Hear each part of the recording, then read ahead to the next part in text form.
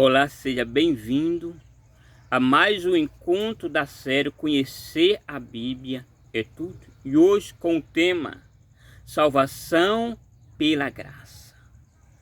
São temas que nos levam a uma plena convicção da certeza da promessa de Cristo, ou seja, a forma do qual o ser humano alcançará a salvação. Sim, a salvação não é mérito nosso, a salvação é mérito de Jesus. É o tema que nós vamos conhecer a partir de agora, salvação pela graça. E o primeiro questionamento da palavra de Deus é: como ocorreria a salvação no Antigo Testamento? Vamos basear no livro de Gênesis capítulo 6 e o versículo 8, que nos diz, Gênesis 6, versículo 8. Porém, Noé achou graça diante do Senhor. A salvação no Antigo Testamento se baseava na graça. Aí você me pergunta, irmão Jesus, quem é a graça? A graça é Jesus. A salvação está em Jesus, que é a graça. E justamente no Antigo Testamento, Noé achou graça diante do Senhor. Você encontrou salvação. Agora vamos um pouco mais à frente, capítulo 15, versículo 6. E ele creu no Senhor, isso lhe foi imputado para a justiça. Não crê no Senhor. Crer no Senhor é experimentar a graça de Jesus. Crer no Senhor é confiar que existe esperança, mesmo quando todo mundo não vê. Existe esperança, existe graça. A graça de Jesus é o bastante para que você alcance a salvação. Isso é a salvação no Antigo Testamento. De acordo com o Novo Testamento, como era e como poderia ser salvo. Vamos ver agora no livro de Atos, capítulo 15 e o versículo 11. 15, 11, livro de Atos.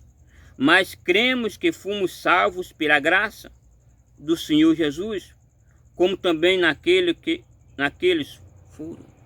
Que Paulo nos diz: cremos, acreditamos, confiamos que nós fomos salvos pela graça. Sim. Nós não somos salvos por nós mesmos, porque nós não temos capacidade alguma de alcançar a salvação. Mas foi a morte de Cristo por cada um de nós que trouxe a nós a esperança de uma vida de salvação. Ou seja, Jesus se comprometeu crendo que foi Cristo que morreu através em meu e no teu lugar. Ou seja, a graça de Jesus. A salvação é mérito, não é meu, não é teu, é mérito da morte de Jesus. Sim? A salvação é mérito da graça que é Jesus. Vamos para outro questionamento. O que Jesus fez? O que fez Jesus para salvar? O que Jesus fez para te salvar? O que Jesus fez para me salvar? Vamos ver o que ele fala no livro de Hebreus, capítulo 9. Agora o versículo 22. Com efeito, quase todas as coisas, segundo a lei, se purifica com sangue, e sem derramamento de sangue não há remissão de pecado. Ou seja, o que Jesus fez para te salvar?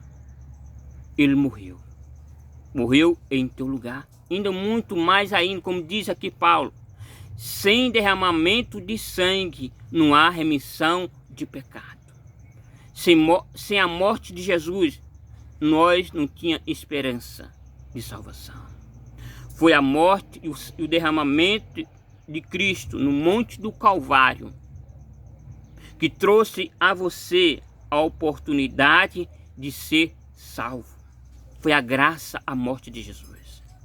Foi a graça do sangue derramado em prol no meu e em teu lugar. Porque nós era, antes da morte de Cristo, condenado à morte eterna. Mas Cristo se comprometeu a morrer em nosso lugar para trazer a nós a esperança de uma salvação. Cristo morreu e derramou sangue por você. Sim, Cristo derramou sangue inocente por você. Para quê?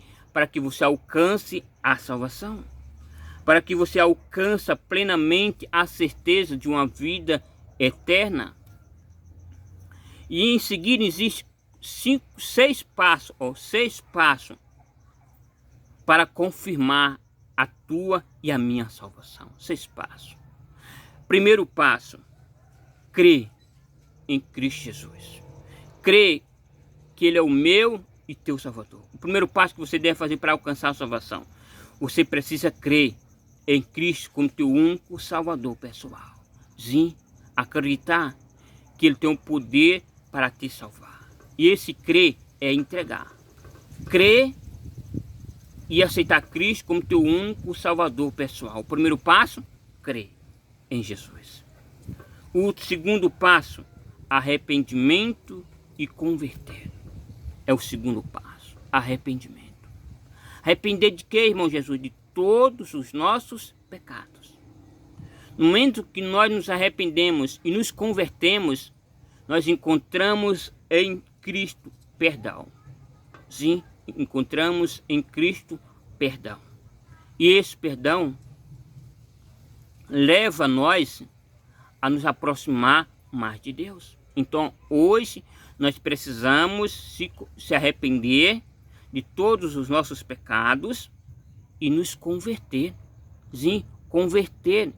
Esse converter é andar com Deus, mudar de atitude, mudar de posição. Se converter é deixar o mundo de pecado, deixar os teus erros, deixar os meus erros e agora a partir de hoje ter uma nova vida, uma nova atitude diante de Deus. Aquilo que nós fazia antes, hoje nós não fazemos mais. Isso é se converter. O terceiro passo é confessar. Confessar o quê? Confessar o teu e os meus pecados. Não para o homem, mas para Deus. Somente Deus que merece a nossa confissão, injustamente. Porque nós aprendemos que o homem não tem poder algum para perdoar pecado. Sim, o homem não tem poder. Então, não é lógico que nós confessarmos os nossos pecados, os nossos erros para o homem. O mais correto, baseado na palavra de Deus, baseado na Bíblia, é confessar os nossos pecados a Jesus.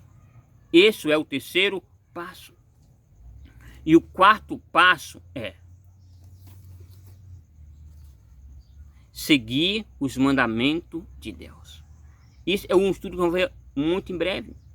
Os mandamentos da lei de Deus. Eu já faço um questionamento com você. Você sabe quais são os mandamentos de Deus? Quantos são os mandamentos de Deus? E quais são os mandamentos de Deus?